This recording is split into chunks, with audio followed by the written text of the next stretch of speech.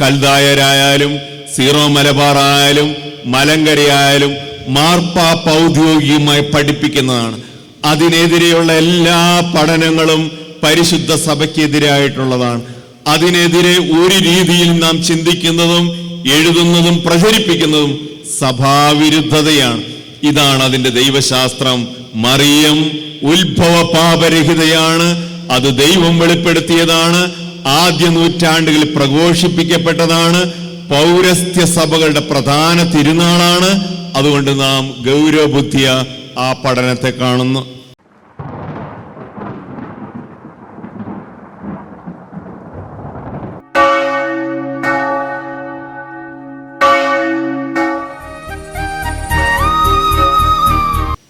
ഈശോയിൽ സ്നേഹമുള്ളവര്, കർത്താവിൻ്റെ ജനന തിരുനാളിന് 2 ആഴ്ചകൾക്ക് മുമ്പ് പരിശുദ്ധ മറിയത്തിൻ്റെ അമലോത്ഭവ തിരുനാള് തിരുസഭ ആചരിക്കും. ഡിസംബർ 8-ാം തീയതി, അത് നാളെയാണ് മാതാവിൻ്റെ അമലോത്ഭവ തിരുനാള്. സൂര്യൻ ഉദിക്കുന്നതിന് മുമ്പ് രാവിലെ ഉദിക്കുന്ന പ്രഭാത നക്ഷത്രം, ഉഷകാല നക്ഷത്രമായി മറിയത്തിന്റെ ജനനത്തെ പറ്റി പറയാറുണ്ട്. ദൈവം ഈ ഭൂമിയിൽ വരുന്നതിന് മുമ്പ് പ്രകാശിച്ച ഒരു ദിവ്യ നക്ഷത്രമാണ് മറിയം. പരിശുദ്ധ മറിയം അമലോത്ഭവയാണ്. ഉത്ഭവ പാപമില്ലാതെ ജനിച്ചവളാണ് എന്ന് ഔദ്യോഗികമായി പ്രഖ്യാപിക്കുന്നത് 1854 9-ാം പിയൂസ് മാർപ്പാപ്പയാണ്. അന്നു മുതൽ പലർക്കുമുള്ളൊരു സംശയം, ഇന്ന് നവമാധ്യമങ്ങളിലും മറ്റ് സഭകളിലുമെല്ലാം ഇതര സഭകളിൽ ഇത് കത്തോലിക്ക സഭയുടെ ഒരു പുതിയ പഠനമായിട്ടാണ്. മാർപ്പാപ്പ ഒരു പുതിയ പഠനം.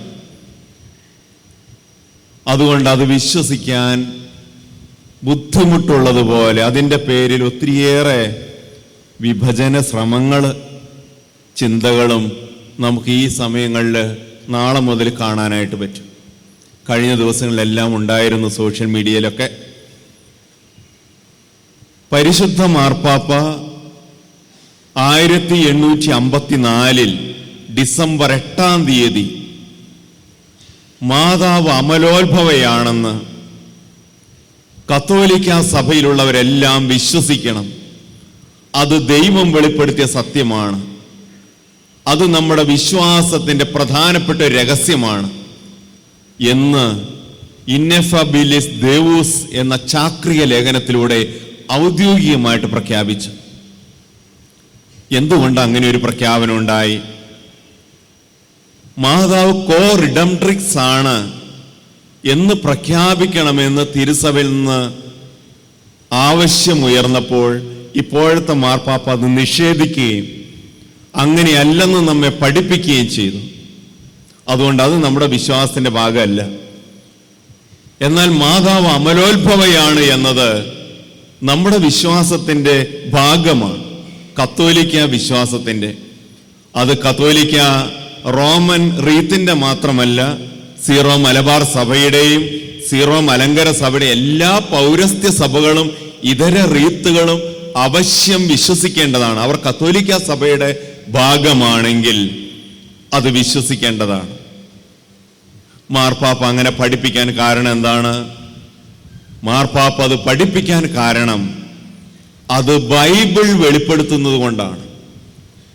സഭയുടെ പാരമ്പര്യം അതാണെന്നതുകൊണ്ടാണ്. എവിടെയാണ് ബൈബിളിൽ മാതാവ് അമലോത്ഭവം എന്ന് പറയുന്നത്? ഞാൻ ഇതിനു മുമ്പ് നിങ്ങളോട് പറഞ്ഞിട്ടുണ്ട്, നാം ഇപ്പോൾ എല്ലാ സഭകളും വിശ്വസിക്കുന്ന ത്രിത്വം എന്ന വാക്ക് ബൈബിളിലില്ല. പക്ഷെ അതിൻ്റെ ദൈവശാസ്ത്രം ബൈബിളിലുണ്ട്. അത് നിക്യാ സൂനഹദോസ് പഠിപ്പിക്കുന്നവരെ 2, 3, 4 നൂറ്റാണ്ടുകൾക്ക് ശേഷം, ഈശോയുടെ ജനനത്തിന് ശേഷം 4 നൂറ്റാണ്ടുകൾ കഴിഞ്ഞ് നിക്യാ സൂനഹദോസ് പഠിപ്പിക്കുന്നത് വരെ അതൊരു ഔദ്യോഗിക ഭാഗമായിരുന്നില്ല. അത് കഴിഞ്ഞത് ത്രിത്വം എന്ന വാക്കില്ലെങ്കിലും ത്രിത്വം നമ്മൾ വിശ്വസിക്കുന്നു. ഈവൻ ബൈബിൾ എന്ന വാക്ക്, കൗൺസിൽ ഓഫ് റോം അത് പഠിപ്പിക്കുന്നവരെ ബൈബിൾ എന്നൊരു വാക്ക് സഭയുടെ ഔദ്യോഗിക ഭാഷയിൽ ഉണ്ടായിരുന്നില്ല. സെത്ത് ജന്തു ഉൾഗാത്ത എന്ന പല പേരിലാണ് സഭ അറിയപ്പെട്ടത്. പക്ഷെ ഇന്നത് നമ്മുടെ വിശ്വാസത്തിന്റെ ഭാഗമാണ് ബൈബിൾ. അതുപോലെ അമലോത്ഭവം, മാതാവ് ഉത്ഭവപാപരഹിതയെ ജനിച്ചു എന്ന ബൈബിൾ രഹസ്യം വിശുദ്ധ ഗ്രന്ഥത്തിലുണ്ട്. ആ വാക്ക് അത് അവിടെ ഇല്ല. അതൊരു ദൈവശാസ്ത്രത്തിന് കൊടുക്കുന്ന ഒരു വിശദീകരണമാണ്. അതിൻ്റെ ഒരു ഹെഡിങ് മാത്രമാണ് അമലോത്ഭവം. എവിടെയാണ് അത് കിടക്കുന്നത്? നാം ഇന്ന് വായിച്ചു കേട്ട സുവിശേഷത്തില് മാലാഖ മറിയത്തിന്റെ അടുക്കൽ വന്ന് പറയുകയാണ്, ദൈവകൃപ നിറഞ്ഞവളെ നിനക്ക് വന്ദനം. നാം മലയാളത്തിൽ അതിൻ്റെ ഒരു പഴയ മലയാളത്തിൽ പറയും, നന്മ നിറഞ്ഞ മറിയമേ നിനക്ക് സ്വസ്തി. അതൊരു പഴയ മലയാളമാണ്, അത് ശരിയുമല്ല. എന്നാൽ ദൈവകൃപ നിറഞ്ഞവളെ നിനക്ക് വന്ദനം എന്ന് പറയുമ്പോൾ അതിൻ്റെ ലൂക്ക എഴുതിയ ഒറിജിനൽ ഗ്രീക്കിൽ കിടക്കുന്ന വാക്ക് മലയാളത്തിലേക്ക് അത് വളരെ ഭംഗിയായിട്ട് ഇംഗ്ലീഷ് ട്രാൻസ്ലേഷൻ ഉണ്ട്. അതിൽ കിടക്കുന്ന കെ ചാരിറ്റൂമെനെ എന്നൊരു ഗ്രീക്ക് പദമാണ്. അതിൻ്റെ English translation hail Mary fulfil with grace. മറിയമേ വരപ്രസാദ പൂർണ്ണേ നിനക്ക് വന്ദനം. ഇതാണ് അതിൻ്റെ ശരിയായ ഗ്രീക്ക് അർത്ഥം. ഇംഗ്ലീഷിലെ ട്രാൻസ്ലേഷൻ ശരിയാണ്. Hail Mary fulfil with grace. വരപ്രസാദത്തിൽ പൂർണ്ണത നിറഞ്ഞവളെ, വരപ്രസാദത്തിൽ നിറഞ്ഞു നിൽക്കുന്നവളെ. അതാണ് ആ വാക്കിന്റെ അർത്ഥം. അപ്പോൾ നാം മനസ്സിലാക്കണം, റോമാക്കാർക്ക് എഴുതിയ ലേഖനത്തിൽ പൗലോസ്ലീഹ പറയുകയാണ്, ഒരു മനുഷ്യൻ മൂലം പാപം ലോകത്തിലേക്ക് വന്നു, സകല മനുഷ്യരും പാപികളായി.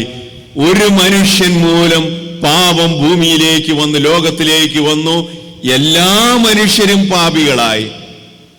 അപ്പോൾ എല്ലാ മനുഷ്യരും പാപികളാണെങ്കിൽ എന്തുകൊണ്ട് മാലാഖ പറയുന്നു ഒരു വ്യക്തി ഫുൾഫിൽ വിത്ത് ഗ്രേസ്, ദൈവത്തിന്റെ വരപ്രസാദത്തിൽ പരിപൂർണയാണ്, പൂർണതയുള്ളവളാണ്, അവളിൽ പാപമില്ല. അതാണ് അതിന്റെ അർത്ഥം.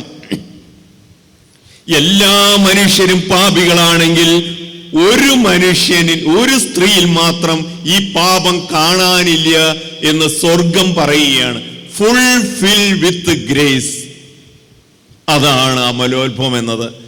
ആദത്തിന്റെ പാപം മൂലം മനുഷ്യർക്ക് കിട്ടിയ പാപത്തിന്റെ ആ കൂലി, ഉത്ഭവ പാപം മറിയത്തിൽ കാണുന്നില്ല എന്ന് വെളിപ്പെടുത്തിയത് മാലാഖയാണ്. ഈ വെളിപ്പെടുത്തലിനെ ആദ്യ നൂറ്റാണ്ട് മുതൽ തിരുസഭ അംഗീകരിച്ചിരുന്നു. 9-ാം പീയൂസ് പറയുമ്പോഴല്ല, 9-ാം പീയൂസ് മാർപ്പാപ്പ പറയുമ്പോഴല്ല, അതിനു മുമ്പ് മുതൽ. കാരണം ഇരനേവൂസ്, വിശുദ്ധ ഇരനേവൂസ്, അദ്ദേഹം ആദ്യ നൂറ്റാണ്ടിൽ ജീവിച്ചിരുന്ന വ്യക്തിയാണ്. നമ്മുടെ യോഹന്നാൻ സ്ലീഹയുടെ ശിഷ്യനായ പോളികാർപ്പിന്റെ ശിഷ്യനാണ് ഇരനേവൂസ്. അദ്ദേഹം മറിയം ഇമ്മാക്കുലേറ്റ് ആണെന്ന് പഠിപ്പിച്ചിരുന്നു. അദ്ദേഹത്തിന്റെ ഗ്രന്ഥങ്ങളിലുണ്ട്. 100 മുതൽ 152 വർഷങ്ങൾ വരെ ഉണ്ടായിരുന്ന ജസ്റ്റിൻ ദ മാർട്ടിയർ, തിരുസഭയിലെ സുപ്രധാന പൗരസ്ത്യ സഭകളും പാശ്ചാത്യ സഭകളും ഒരുപോലെ അംഗീകരിക്കുന്ന ഈ വിശുദ്ധൻ മറിയം ഇമ്മാക്കുലേറ്റ് ആണ് എന്ന് പഠിപ്പിച്ചിരുന്നു. അതുപോലെ എല്ലാവരും അംഗീകരിക്കുന്ന ഒറിജിൻ, സഭയുടെ ആദ്യകാല പണ്ഡിതൻ, അദ്ദേഹം പറയുമായിരുന്നു ഇമ്മാക്കുലേറ്റ് ഓഫ് ദ ഇമ്മാക്കുലേറ്റ്, അമലോത്ഭവകളിൽ അമലോത്ഭവയാണ് പരിശുദ്ധ മറിയം എന്ന് പഠിപ്പിക്കുമായിരുന്നു. അങ്ങനെ സഭയുടെ ആദ്യകാല പാരമ്പര്യം മുതൽ, പ്രത്യേകിച്ച് പാശ്ചാത്യ സഭയേക്കാൾ പൗരസ്ത്യ സഭ, നമ്മുടെ സീറോ മലബാറിനും കൽദായ റീത്ത് എല്ലാം പൗരസ്ത്യ സഭയാണ്. ഈ പൗരസ്ത്യ സഭകളിലെ പലസ്തീന, സിറിയ മുതലായ സഭകളുടെ ആദ്യ 7-ാം നൂറ്റാണ്ട് മുതൽ അവർ തിരുനാൾ ആഘോഷിക്കുമായിരുന്നു. അമലോത്ഭവ മാതാവിന്റെ തിരുനാള്, അമലോത്ഭവ മാതാവിന്റെ തിരുനാള്. പരിശുദ്ധ മറിയം അമലോത്ഭവയാണ് എന്നത് ദൈവം ബൈബിളിൽ വെളിപ്പെടുത്തിയ സത്യമാണ്. ഒരു വ്യക്തിയെ പാപത്തിൽ നിന്ന് മോചിപ്പിച്ചു. ഈ പറഞ്ഞ വിശുദ്ധ സിറിൽ ഓഫ് അലക്സാണ്ട്രിയ, അല്ലെങ്കിൽ ഒറിജൻ, അല്ലെങ്കിൽ നമ്മുടെ ജസ്റ്റിൻ ദ മാർട്ടിയർ, ഇരനേവൂസ് പോലെയുള്ള വിശുദ്ധര് പണ്ടുകാലത്ത് പഠിപ്പിച്ചിരുന്നത് രണ്ടാമത്തെ ഹവ്വയാണ് മറിയ എന്നാണ്. ബൈബിളിൽ അമലോത്ഭവയായിട്ട് ജനിച്ച ഒരു സ്ത്രീയാണ് ഹവ്വ. ഹവ്വയ്ക്ക് പാപം ഉണ്ടായിരുന്നില്ല. ജനിച്ചപ്പോഴേ വരപ്രസാദത്തിൽ പരിപൂർണയായിരുന്നു, മാതാവിനെ പോലെ. പക്ഷെ പാപം ചെയ്ത് ഉത്ഭവ പാപം സൃഷ്ടിച്ചവൾ ഹവ്വയും ആദവും അതിൽ പങ്കുചേർന്നവളാണ്. അവര് ജനിച്ചപ്പോൾ അവർ അമലോത്ഭവ ജനനത്തിൽ തന്നെയായിരുന്നു. ഉത്ഭവ പാപം ഇല്ലാതെ അവർ ജനിച്ചത്. അപ്പോ മറിയത്തെ പറ്റി രണ്ടാമത്തെ ഹവ്വ എന്നാണ് ഇവരെല്ലാം പറഞ്ഞുകൊണ്ടിരുന്നത്. എന്ന് പറഞ്ഞാൽ ദൈവത്തിന് ക്രിസ്തുവിന് ജനിക്കാൻ അർഹമായ ഒരു വിശുദ്ധ സ്ഥലത്ത് ദൈവം ആദ്യമേ രൂപപ്പെടുത്തി. അതാണ് അമലോത്ഭവ മാതാവ്. ആ മാതാവിന്റെ തിരുനാളാണ് ആഗോള സഭ നാളെ ആചരിക്കുന്നത്. ഡിസംബർ 8-ാം തീയതി പരിശുദ്ധ മാതാവിനോട് നാം ചേർന്ന് നിൽക്കുമ്പോൾ നാമും പ്രാർത്ഥിക്കുകയാണ്, ഉത്ഭവ പാപമില്ലാതെ ജനിച്ച മറിയമേ, മറിയത്തിന് നമ്മെ നമ്മുടെ അമ്മ എന്ന നിലയിൽ, നമ്മുടെ സംരക്ഷക എന്ന നിലയിൽ, ദൈവത്തിന്റെ മുമ്പിൽ നമുക്ക് വേണ്ടി പ്രാർത്ഥിക്കുന്ന അമ്മ എന്ന നിലയിൽ പരിശുദ്ധ മറിയം ഉത്ഭവ പാപരഹിതയാണ്. അത് നാം കൽദായരായാലും സീറോ മലബാറായാലും മലങ്കരയായാലും മാർപ്പാപ്പ ഔദ്യോഗികമായി പഠിപ്പിക്കുന്നതാണ്. അതിനെതിരെയുള്ള എല്ലാ പഠനങ്ങളും പരിശുദ്ധ സഭയ്ക്കെതിരായിട്ടുള്ളതാണ്. അതിനെതിരെ ഒരു രീതിയിൽ നാം ചിന്തിക്കുന്നതും എഴുതുന്നതും പ്രചരിപ്പിക്കുന്നതും സഭാവിരുദ്ധതയാണ്. ഇതാണ് അതിന്റെ ദൈവശാസ്ത്രം. മറിയം ഉത്ഭവ പാപരഹിതയാണ്. അത് ദൈവം വെളിപ്പെടുത്തിയതാണ്. ആദ്യ നൂറ്റാണ്ടുകളിൽ പ്രഘോഷിപ്പിക്കപ്പെട്ടതാണ്. പൗരസ്ത്യ സഭകളുടെ പ്രധാന തിരുനാളാണ്. അതുകൊണ്ട് നാം ഗൗരവബുദ്ധിയ ആ പഠനത്തെ കാണുന്നു. പരിശുദ്ധ അമ്മയോട് ഭക്തിയുള്ളവരായിരിക്കാൻ നമുക്ക് ശ്രമിക്കാം. ദൈവത്തിന്റെ അവതാരത്തിന് മുമ്പ്, ക്രിസ്മസിന് മുമ്പ്, പ്രഭാത സൂര്യൻ ഉദിച്ചുയരുന്നതിന് മുമ്പ് ഉദിച്ചു വന്ന പ്രഭാത നക്ഷത്രമായ നാം മാതാവിന്റെ ലുത്തനിയിൽ പറയാറുള്ള ഉഷകാല നക്ഷത്രമായ മറിയമേ, പാപികളും ബലഹീനരുമായ ഞങ്ങൾക്ക് വേണ്ടി പ്രാർത്ഥിക്കണമേ എന്ന് ഈ കുർബാനയിലും തുടർന്നുള്ള അവസരത്തിലും പരിശുദ്ധ അമ്മയോട് നമുക്ക് പ്രാർത്ഥിക്കാം.